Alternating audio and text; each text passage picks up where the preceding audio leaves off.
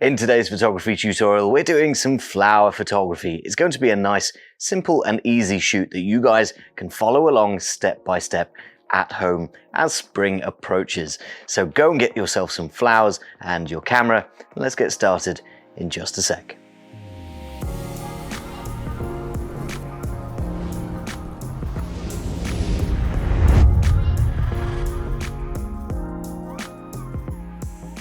Hi guys, I'm Ben from Adaptalux and welcome back to another flower photography tutorial. This one's going to be pretty simple. I'm keeping everything straightforward. I'm not doing any experimental or advanced techniques. All I want to do is run you through a shoot step by step on how we can capture some really nice, simple flower photos at home. All you're going to need to do is grab your camera, a tripod and some lighting, and we'll be able to get some really nice shots of my tulips that I've got here. I'm going to start off by setting my camera up on a tripod. So there guys, check it out. I've got my camera sat here on a tripod in portrait orientation, looking at one of my flowers, which I've placed into a macro subject holder. It's a really handy bit of kit, this, for just getting everything into position and holding your subject far away from the camera, especially if you're doing something like flowers where you have a slightly larger subject but you're using a macro lens. This one is a 100mm f2.8 Tokina lens. So this actually has quite a large working distance when you're shooting something as big as a flower, and being able to hold it wherever you need it to be is really, really handy. So I've placed my flower over there and I have a little bit of space between the camera and the tripod. The reason for the tripod is so that I have the luxury of time. Time is really handy for being able to set up all of your shot, all of your lighting, without having to recompose every time you pick your camera up.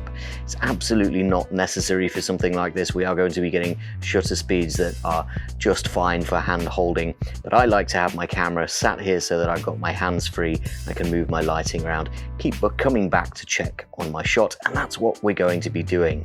Now, the keen-eyed among you will have noticed that our settings are not particularly good here. We're at 1/80th of a second and ISO 20,000. That is at f16, I think. So we've got a pretty good aperture, but everything else is absolutely rubbish.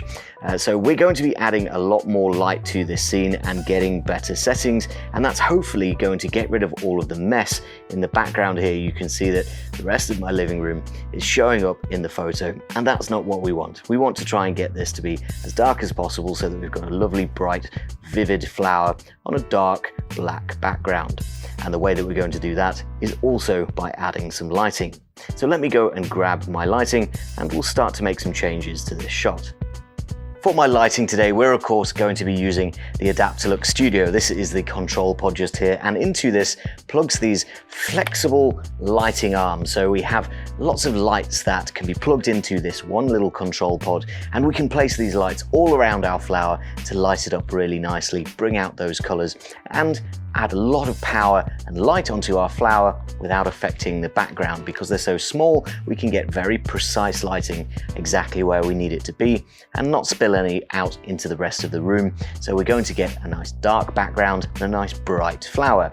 I'm going to start adding some of these lighting arms around my flower, and we can see what kind of difference that makes to our shot.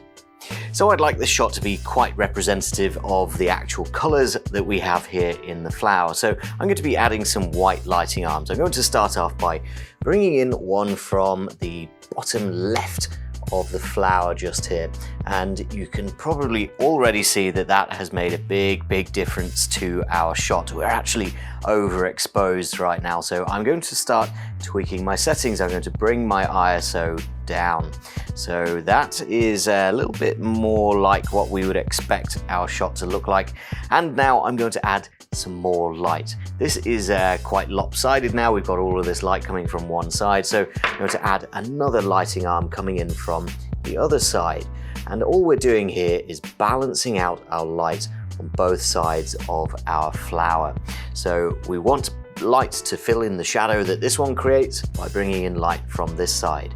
Now both of these lights are really quite harsh actually. They're direct light and we could use a little bit of diffusion.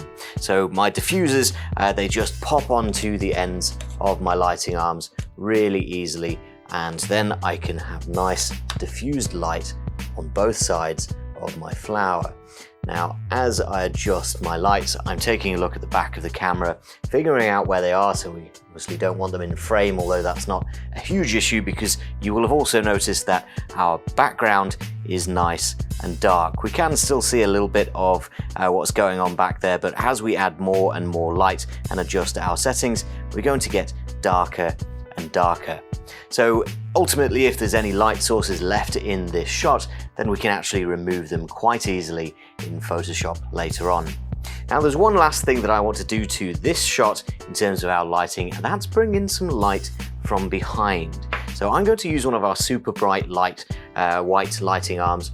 I'm going to plug this in down here, and I'm going to try and bring it in from, well, the side there. You can see that this creates a big reflection on the side of our petals here, and that's because the tulip petals are actually slightly reflective. They've got this sort of film on them, so any light sources that are in a position where they can reflect into the camera are going to create a big reflection. So I want to actually bring this in from behind. Now this creates a very interesting effect. It's actually going to create a little glow, a little bit of a halo on any of these petals at the back here where the light is actually shining through the petals. It's not having a huge effect right now, but we're going to tweak that in just a moment. But for now, I've got a nice 3 light setup here, and I'm going to adjust the brightnesses of all of these lights to make them all match. I'm going to make sure that they're on their brightest first of all, but then also to change the brightnesses. I'm just using the manual controls here on the pod, and I can adjust the brightness of each of these arms individually. You'll see that the arm that is flashing is the one that I'm controlling, so I can bring that rear light down a little bit or bring it all the way up to maximize that effect. So it's really, really easy to see what you're doing and make tiny little adjustments like this with a flexible lighting system like this one. Moving the lighting arms around because they're on all of the time, you can see the results on the back of your camera, and it's really easy to dial in the type of look that you want. Now that we've got that basic shot of our flower and we've introduced a little bit of light from the front, we've all but eliminated our background, I want to take things to the next level. I'm going to be moving my light sources around once more, but this time that rear light is going to do a lot more heavy lifting. I want to bring that light up and over the top of my flower so that it's shining through the front petals instead of the back petals. So then guys, as you can see, I've raised up my mini tripod here, brought my lighting a little bit higher so that I can move that rear lighting arm up and over the top of the flower. My goal here is to bring the light in from the top, shining down into the flower itself, and that's going to have the effect of having some of that light bounce around and eventually come out of the front of the petals. It's passing through these front petals now so that we can actually see it in our shot.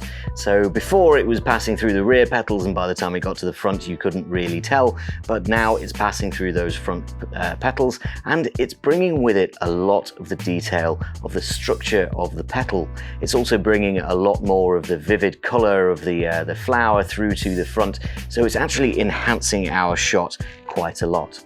I did have to turn that light down a little bit. It was too bright and it was blowing out the bottom of the flower, but turning that down and compensating with a little bit more light from the outside of the flower, I think strikes a nice balance. This is a really nice shot now. I'm pretty happy with it, and it's all because of that creative positioning of that third light so that it shines through the petals. This is a really interesting way to photograph flowers that can be applied to most flowers, I think. It's not just for tulips, it's not just for the shape of flower. You can start shining lights through pretty much any petal on any flower shot you've got and start to enhance the color and bring through some of the structure of the leaf.